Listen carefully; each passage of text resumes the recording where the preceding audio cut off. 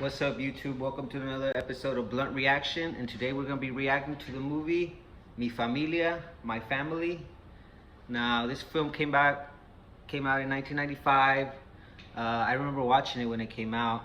Uh, I liked it a lot because I relate to it a lot with like the family. It's a Chicano family living in East LA, and it's like a big family, like it's like a freaking family of 9. Just like my family, I grew up in a big family, so you know what I mean? All them characters in that movie, we could all relate. We all had like, oh, I'm this fool, I'm that fool, I'm the other and shit. But uh, it's a star cast Chicano film. Like it's just every Chicano is in there. Everybody and their mama is in there. The young dad is Jacob Vargas. He's the one that comes out in Sons of Anarchy. Little short Mexican. He comes out on next Friday. Joker. He's if you ever seen the Disney Channel original movies, Airborne. He's that guy, Snake. Snake. He plays Snake on this movie that takes place in Seattle. We'll do that one later. But we got him. We got the mom. The young mom is Jennifer Lopez. I think this was her first acting gig or whatnot. But she's in there. We got Jenny from the Block. We got Edward James Olmos. He's the older brother, Paco, and he's the narrator of the story. Then we got Chucho. Chucho's everybody's favorite. Chucho. He's S.I. Morales. S.I. Morales came out in the Ozarks. I seen him in one of those episodes. And he's motherfucking most famously known as fucking Bob from fucking La Bamba. Hell yeah. Fucking Bob.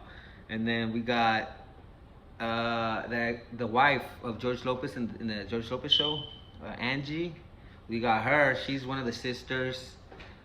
She's the hot one, supposedly. And well, she is hot, I ain't gonna lie. It's to this day. But we got her. Her name's Tony. And then we got Jimmy. We got that's the youngest brother. Jimmy Smits plays him. He comes out in Sons of Anarchy too. And Star Wars. I think he did a lot of Star Wars too. But we got other characters like Frankie from fucking Blood In Blood Out. He's in the back. He's one of the extras. We got Mousy from Mi Vida Loca. She's fucking Chucho's girlfriend. Just an extra. We got a bunch of, like, I'm telling you, this is the most Chicano film that it's ever gonna be. Like the real Chicano movie. George Lopez, dumbass movie. But this movie came out in 1995, and I don't remember it being that big. I don't remember it like fucking hitting the theaters like that much. I'm not sure how well it did, but for Chicanos, we watched it. I don't know. I'm not sure black people and white people. I'm not sure if you guys are too familiar with this one, but this is how this one goes. So it starts off in fucking the 1920s, 1930s. Jacob Vargas, the dad, he's in Michoacan, and his brother gets killed by his wife for cheating on her. She caught him cheating and freaking shoots him with a shotgun. Boom. So this fool has nobody else, so he has to go to live with his only living relative that he knows, who lives in California, in LA. So he's gonna walk from Michoacan all the way to LA. He's thinking it's gonna take like about a week or a month. It takes him about a year to get to LA. Finally, he gets there. He meets his a great uncle, El Californio, who's hard as fuck. This guy was born in LA when it was still Mexico, so he's like takes a lot of pride in that and shit. They call him El Californio because he's that old and shit. But he moves in with him, and Jacob Vargas, the dad, he starts working as a gardener. And then he's chopping up some grass, some weeds and shit. And then that's when fucking Jenny from the Block pops in. Fucking, she's a babysitter or something, housekeeper. Boom, boom, boom. Got to the scene they're getting married. Like, this is fucking Jennifer Lopez's first fucking marriage out of like fucking 10. She fucking married Jacob Vargas for the first time. But, so they get married. They have a kid. They have 2 kids. Paco, Edward James Olmos, and then Irene, some other chick. I don't know much about her. And blah, blah, blah. Fucking homegirl, the mom, Jennifer Lopez, she ends up getting deported back to Michoacan and shit. I guess they threw her down all the way to fucking Michoacan. And she's pregnant with this kid. And in the car they found a trunk, but they say he was 2. And I'm just fucking with you, but she's having a baby. and she gets deported. So she's in Michoacan, and she has the baby. That's Chucho. That's what's his name? Bob. That's fucking Bob. Always having the hard life, Bob. Fucking, but this one Chucho, he has Chucho, and as soon as he's born, she makes that same walk from Michoacan to LA. She starts walking, takes her about another year, and then there's this part where this freaking owl, she's gonna cross a river with this little boat with a rope. They're gonna cross her to the other side of the river, and the river's strong, and they're like, I don't know if we want it, and she's like, I gotta cross.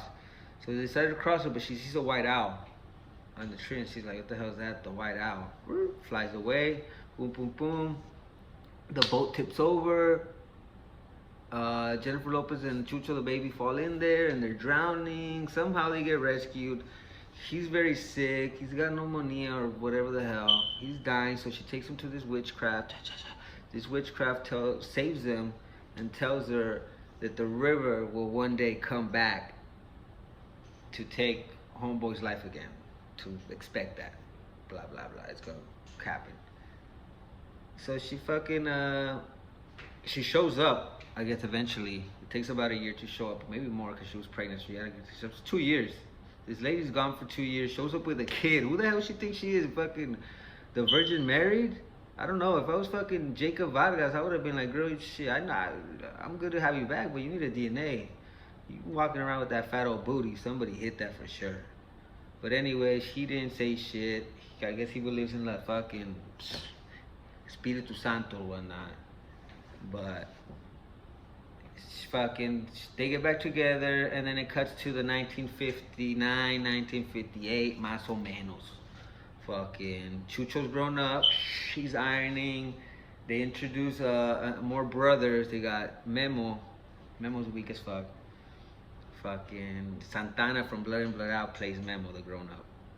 Fucking, and then they got Jimmy, the youngest brother, who's Jimmy Smits plays him. And I guess Jimmy's like the favorite. Chucho and Jimmy, they're real good, they're close brothers, you know. And I guess Paco and Memo, they're closer together. And then boom. So they're getting ready for this wedding. The oldest sister is getting married. So the dad, he's throwing a lavish wedding, blah blah blah. Paco's in the military. He flew in for the wedding. They have Chucho's like a pachuco or a gangster. It's back in the 50s, so they don't really dress like they ain't dressing like cholos like that. You know, they're dressing more fly. You know, with like just comb back hair, like just more of a respectable early gangsters back in the day. You know what I mean? More pachuco style. His gang is called Los Apóstoles, and they have beef with this other guy called Butch Mejia. He's from El Rincon. Now Butch Mejia and his crew, they dressed a little bit more with the white tee and the khaki pants, and then throwing a flannel folded over there. So they're more of a modern, I guess, modernizing gangsters and shit. You know what I mean? But they're beefing. Well, El Rincon shows up. Boom, they get a little conversation. Blah blah blah. Chucho's like, you know what? You got permission to say whatever the fuck you want. Just today, only today, because it's my sister's wedding, blah. So he takes off, nothing happens. And then they're getting ready to throw the bouquet or whatever. The wife, the bride, she throws the little thingy, I don't know what it is, the ramo. And Tony, Angie from George Lopez, she catches it. And she just runs off crying, tells her mom that she's gonna be a nun. So she's like, everybody's like, what a waste. This girl's hot, the hottest in the barrio, she's gonna be a nun. But Frankie's pissed. You know what I mean? So, cut to, they call the family home on the phone, and I guess it's the cops telling them that they've arrested Chucho for selling drugs, marijuana, I assume. And he shows up at night, that later day at night, and then his dad's like, where you been at? And he's like, out. And he's like, selling mota, pa pa pa. They get into a fight. He pretty much tells them, I don't want to be no Mexican working in the fields, blah blah blah. He really put down the fucking raza on this one. I fucking hate that shit. Like, he fucking really hates on fucking Mexicans. So he said he don't want to be like no Mexican, pretty much. And he's the only one born in Mexico out of all the brothers, but whatever. Get in a little ruffle. She's about to punch Pops. Moms and everybody jumps in. He dips. Cut to where he's at a concert with the Rosie and the Originals, I guess. He's with his girlfriend Mousy. They're dancing and shit. And then Butch Mejia from El Rincon shows up with his girlfriend, who looking a little hotter too than Mousy. Mousy looking fucking over here like a quinceañera. I don't know what she's doing. Fucking, they show up, and then cut to, there's this song actually in the movie from Rosie and the Originals that they sing in that movie, and I've never been able to find this song on YouTube ever. It's called Are You Really Sincere? If you know anything about that song or can send me the link through the comment, do so, because I've been trying to find this song. It's a pretty good song. So anyways, they start singing this song, and Butch starts fucking with Chucho, just elbowing him, you know what I mean? Chucho's like, stop fucking with me. He's like, chinga tu madre. Chucho punches him. Butch takes out a knife, cuts him in the shoulder. Fucking Mousy, I guess she has a knife in her fucking bun. She's like, Chucho, takes it out, throws it at Chucho. It's a fucking knife fight now. They fucking spin around, dance. Finally, Chucho and him fall, and I guess this guy falls on Chucho's knife, and Chucho ends up killing him on accident. Actually, I don't think he wanted to kill him. And then, freaking, so he's on the run. You know what I mean? He's hiding in a garbage, in like the dump or something like that, or like a junkyard. I don't know where he's at exactly, but he's hiding there, and the cops pretty much show up, and there's somebody snitched because they went directly to this fucking junkyard. So somebody's fucking put finger on this fool where he's at. So while they're in there, Chucho starts running, and he sees that white owl again, the river. Sees that white owl during the day, or it was like dusk, and then he dips. And he's running away from the cops, and he runs into Jimmy because Jimmy's playing baseball. Somebody hits a fly ball, home run, goes all the way far. Jimmy runs to get the ball, and as he goes and gets the ball, Chucho and him, boop, end up like face to face. And at that very moment, a cop pulls out a gun, bah, and fucking smokes him. This was a fucking badass shot. It was far too, night, dark, and this was just hit him square in the motherfucking temple. Boom, hits him once in the temple and another in the shoulder. This guy's dead on the floor, right in front of little Jimmy. Little Jimmy runs away, hides. The family comes out. Boo, boo, boo. That's my son. Skip to, now they're in the 80s. Some times pass by. Late 70s, early 80s, I don't know. But Jimmy's grown up. Little Jimmy's grown up, and I guess he's getting out of jail. They don't say why, but he spent some time and some years in jail. He comes out. Hard as fuck. This was hard as fuck. He's walking down the street. Some fucking cholo ass who just like, gives him a cigarette, lights for him, slaps hands with him. He's walking.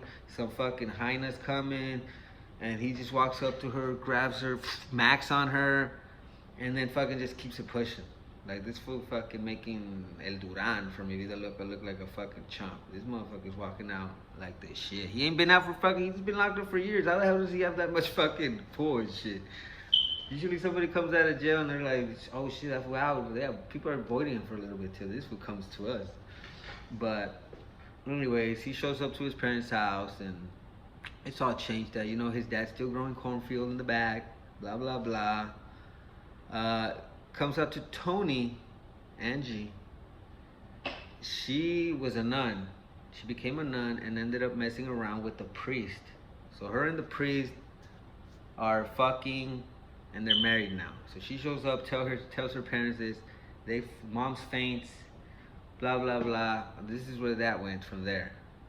So now it cuts to where Angie and her husband, or Tony and her husband, the priest and the nun, they're helping people, and there's this girl that is from El Salvador that's gonna get killed if she's about to get deported, and if she goes to El Salvador, she's gonna get killed because her father's some type of scumbag or some shit. So they need somebody to marry her. So they fucking convince Jimmy to marry her. Jimmy marries her. She pretty much has nobody else to go to, so she just kind of clings on to Jimmy, blah, blah, blah. Jimmy ends up falling in love with her. Gets her pregnant, and I don't know if she has a miscarriage or she dies during the birth. The baby lives, she dies. Now, so the baby Carlitos, Jimmy's pissed. He goes and beats up the the doctor, and then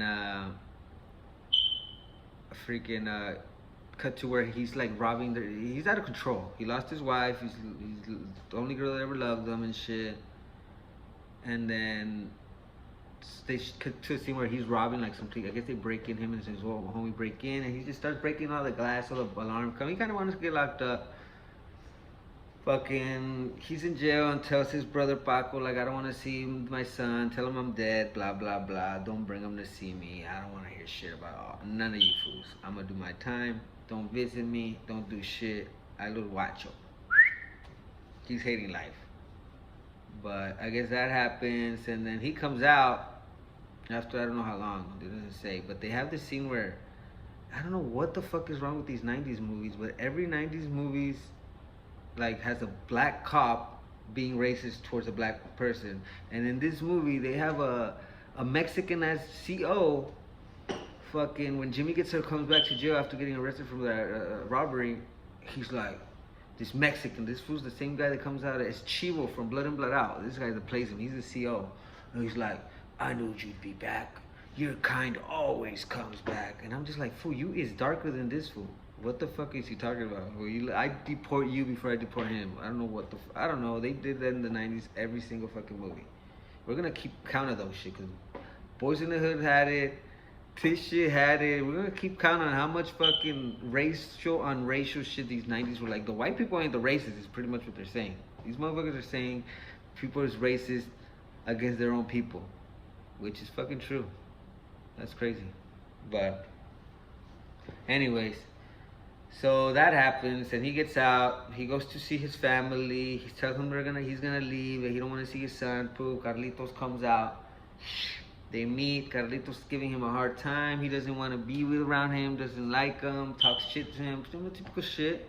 Typical shit. I've been through that shit.